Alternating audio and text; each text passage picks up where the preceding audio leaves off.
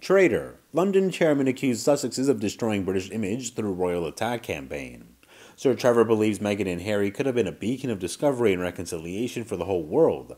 Meghan Markle and Prince Harry have been accused of squandering a golden opportunity to showcase Britain's credentials when it comes to tackling racism.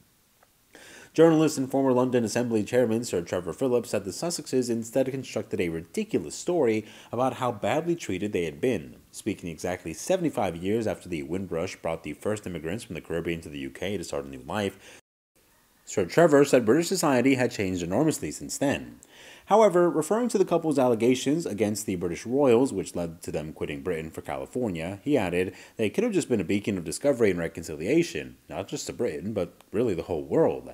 Instead, they completely squandered a golden opportunity to show everyone what this country is really like and matters. A country where no one disturbs themselves about a marriage across the lines of race, and other things. But they constructed this completely ridiculous and unpleasant story about how maltreated they were, which, frankly, no one believes. No one cared about Meghan.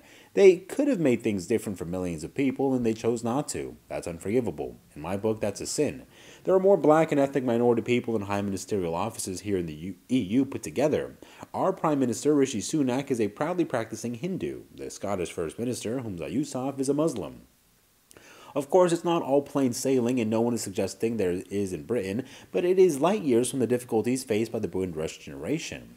Trevor puts our progress and his optimism for the future down to a national curiosity, an interest and warmth about other people under certain conditions. You've got to look like you're doing a fair day's work, that you want to get on with your neighbors, and that you won't tell them how they should live their lives. And don't let your hedge grow over my lawn, thank you very much. Such an open attitude may explain why last week a survey by the think tank British Future revealed 80% of those from ethnic minority backgrounds consider our country a better place to live than any other country in the West. Can you imagine having a law in England about what a woman could wear on her head, says Trevor? It's just not going to happen. On top of all that, Britain's black society has changed beyond recognition since the early immigration of the 40s, 50s, and 60s. The British African population of 1.5 million is now more than double the British Caribbean population and brings an extra pizzazz. Black Africans have a different mentality, he says. They don't see their skin color as a burden. Trevor's own family arrived from British Guyana in 1950. My father had to walk the streets looking for somewhere to sleep, he says.